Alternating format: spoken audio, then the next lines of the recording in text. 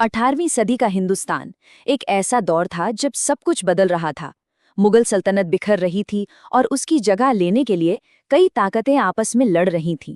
और इन्हीं के बीच एक ऐसा नाम था जो इतिहास के पन्नों में कहीं दब सा गया, लेकिन जिसने उस दौर में हिंदुस्तान की तकदीर लिखी, वो नाम था महादजी सिंधिया।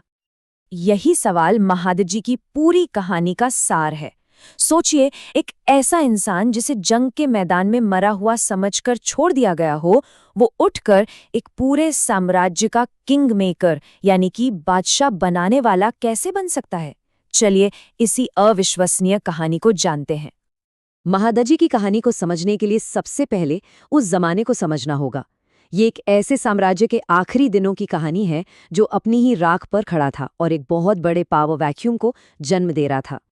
देखिए, 18वीं सदी के बीच तक आते आते जो मुगल साम्राज्य कभी इतना ताकतवर था, वो बस नाम का रह गया था। असली ताकत तो मराठों जैसी क्षेत्रीय शक्तियों के पास आ रही थी, जो दिल्ली की खाली पड़ी गद्दी को भरने के लिए बेचैन थीं।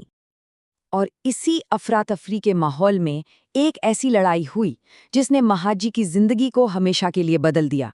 वो थी 1761 में पानीपत की तीसरी लड़ाई। एक ऐसी लड़ाई जो मराठाओं के लिए एक नासूर बन गई।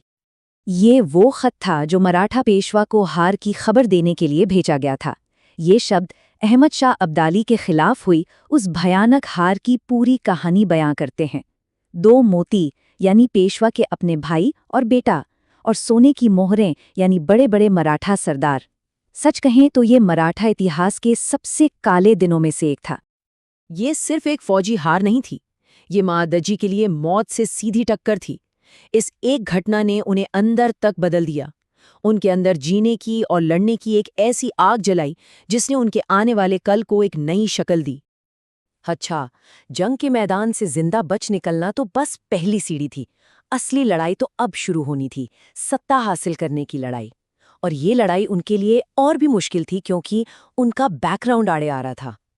महादजी के रास्ते में मुश्किलें ही मुश्किलें थीं। एक तो उनके जन्म को लेकर सवाल उठाए जाते थे, ऊपर से उनके अपने ही रिश्तेदार उनकी गद्दी के दुश्मन बने हुए थे। लेकिन सिक्के का दूसरा पहलू भी था। उनके पास पेशवा माधवराव का पूरा सपोर्ट था और उनकी अपनी मिलिट्री सूझबूझ कमाल की थी। तो जब महादजी ने अपनी जगह मजबूत कर ली, तब उनकी नजरें गईं सबसे बड़े इनाम पर, यानी दिल्ली के तख्त पर। उस वक्त मुगल बादशाह शाह आलम द्वितीय बादशाह तो थे, पर बस नाम के। उनके पास कोई सल्तनत नहीं थी। वो अपनी राजधानी दिल्ली से दूर अंग्रेजों की पनाह में रह रहे थे। सीधे सीधे कहें तो वो राजनीति की बिसात पर एक ऐसे मोहरे थे जिसे हर कोई अपनी तरफ करना चाहता था। देखिए, ये कोई 1-2 दिन की जीत नहीं थी। ये एक बहुत लंबा खेल था जो करीब 2 दशकों तक चला। महादजी ने बहुत सब्र से अपनी सेना तैयार की, नए नए इलाके जीते और धीरे धीरे खुद को बादशाह के सबसे बड़े हिमायती के तौर पर पेश किया। वो जानते थे कि जो दिल्ली जीतेगा वही उत्तर भारत पर राज करेगा।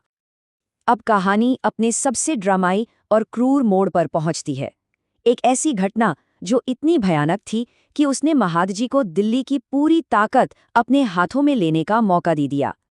कहानी में अब एंट्री होती है एक असली विलेन की, जिसका नाम था गुलाम कादिर, और उसकी क्रूरता ने इतिहास का रुख ही बदल दिया। गुलाम कादिर ने क्रूरता की सारी हदें पार कर दी। उसने बादशाह शाह आलम को अंधा कर दिया। जरा सोचिए उस बेबसी को, उस अपमान को। उस अंधेरे में लाचार बादशाह की जुबान पर सिर्फ एक ही उम्मीद थी, एक ही नाम था, महादजी सिंधिया। जब इस जुल्म की खबर महादजी तक पहुंची तो उनका खून खौल उठा। उन्होंने अपनी पूरी ताकत गुलाम कादिर को ढूंढ निकालने और इस धोखे का बदला लेने के लिए झोंक दी।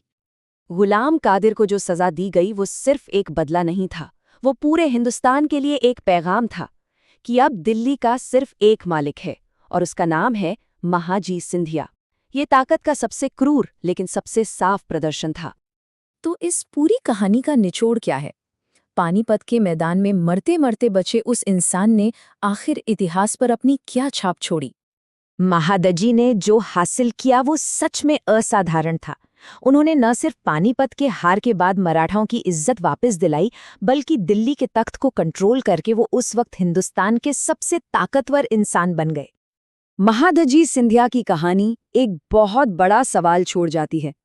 क्या महान लोग वक्त को बनाते हैं या फिर खराब वक्त ही महान लोगों को पैदा करता है? उनकी ये यात्रा हमें ताकत, हिम्मत और इतिहास को बनाने में एक इंसान की भूमिका के बारे में सोचने पर मजबूर करती है।